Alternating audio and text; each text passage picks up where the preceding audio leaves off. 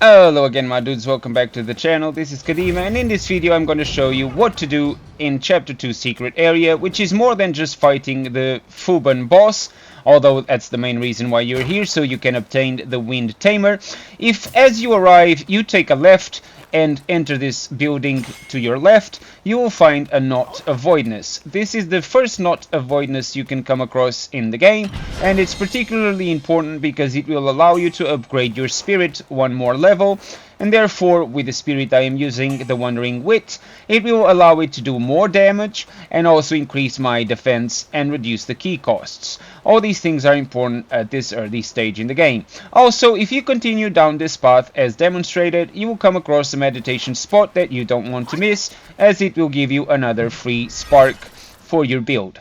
And early on in the game, every spark matters, every spark counts, and you want to make sure you have them and you apply them in the right places, as I'm going to showcase later on at the end of the video when I showcase the build I am currently using at this stage in the game.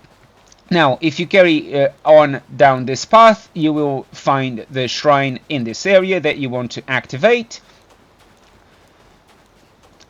And there it is, right in front.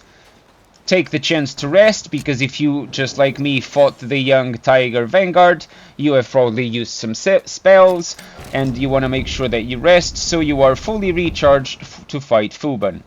From here, you want to go up this little hill and talk to the yellow wind sage to activate Fuban boss fight, as he needs to play the drum to get Fuban to come out of the sand. I'm going to skip the dialogues as I don't want to spoil this for you. And also, I just realized I had made a mistake and forgot to upgrade my spirit. So I suggest you skip that step. Don't skip that step yourselves, and do it when you first activated the shrine. So I had to return to the shrine just so I could level up my spirit before engaging with Fuban. Now you go down the path back to the shrine. You don't have to do this if you were clever enough, more clever than me, and you did this in the first place. Because I was distracted, I forgot to upgrade the spirit, so I came back to the shrine to do this before engaging with Fuban. There you go. And by this stage you should be able to upgrade it. Unfortunately, I was low on will, so I had to sell some of the stuff I had with me, which it's meant to be used exactly for that, to sell. So now that I have enough will, I can upgrade my spirit, and there we go. It's now only one step away from being fully upgraded, and we are just in Chapter 2. Now you go down the path, sliding down the sand, sandboarding. Fuban boss fight is not a hard boss, but it's got a few things that it helps save you some HP loss if you know what to expect. Also, this build will make the boss fight easy and pretty much straightforward, an easy win. When the fight initially starts, he will come crawling out of the sand and jump right in front of you, and you want to try to dodge it as if you can. Now, for Fuban, you do not want to simply hit him everywhere. His weak spots are his hands and his claws. So no point hitting him on his body, as it will do pretty much no damage. You want to focus on his hands, and in particularly on his right hand, as it's got the bigger claws, making it an easier target.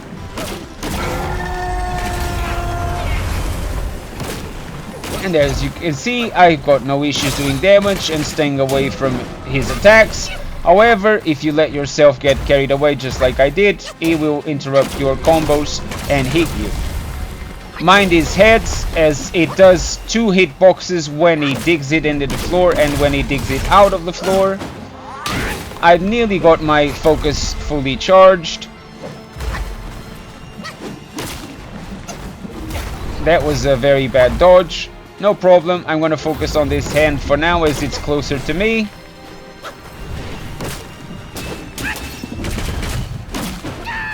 As you can see, this is not a hard boss, it's just a matter of patience and avoiding taking unnecessary damage. Unfortunately, I didn't time that very well and absolutely missed my heavy hit. which kinda did piss me off, I'm not gonna lie. Again, it goes back to a bit of luck sometimes. Once you do enough damage and he's about 1/3 HP down, he will dig back into the ground and he's going to do a sequence of 4 attacks. The first attack, he's going to poke his nose out of the sand, and all you have to do is dodge backwards and he will completely miss you. The second attack is straight after doing that, he will poke his entire head out of the sand and then dig it back down. So you want to again dodge backwards to avoid getting hit. The third attack, he does a small jump into the air. I got hit by a rock, funny enough, although I actually dodged his attack. One of the rocks managed to hit me. And then the fourth and final attack of this sequence, he does a massive leap into the air before going back in the sand.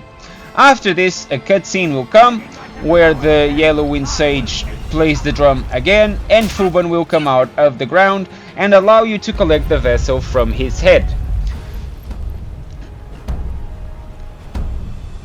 I'm going to skip this scene, obviously I don't want to spoil it too much for you. And all you have to do is climb up his nose on top of his head and collect the Wind Tamer from the vessel on his back. There you go. And that's how you get the Wind Tamer. I'll join you. At this stage, the Yellow Wind Sage will join you for this fight, which is actually quite useful because he does a nice amount of damage and it keeps the boss distracted. He knocks him on his back and it allows us to focus on doing damage instead of just having to avoid the damage all the time. Unlucky for me, I didn't dodge that properly, and I also made the mistake of healing too close to his head. But it's now time to call the rest of the cavalry and have my duplicates help me doing some damage. Unfortunately, the duplicates are quite stupid because they don't know they have to hit his hand, so they just hit him everywhere, which is a bit unfortunate. But as you saw, the Wind Sage just knocked him on his back, and that gives us the chance to just focus on doing as much damage as possible without having to worry much about anything. Once I got enough focus points, I'm going to do an attack with a full charge and try to finish him off, but unfortunately he did manage to interrupt me. So I'm just gonna go back to hitting his hand with light attacks for the win. And there you go. This is how you defeat Fuban in the secret area for chapter 2, making it a very easy boss fight. Unfortunately, the next scene I cannot skip, but more important is to have a look at the build and what I'm using as of right now, and what you guys should be using as well, not only as for this boss fight but also for what is coming next. Once you finish killing Fuban, you are out of the secret area and you get the Wind Tamer as you are meant to, and also the Sky Piercing Horn, which allow you to craft some armor, well, although I wouldn't suggest worrying about it right now. And this is the build as it should look for the next boss fight, with the equipment I'm using, and also of course the Curious and the Gourd.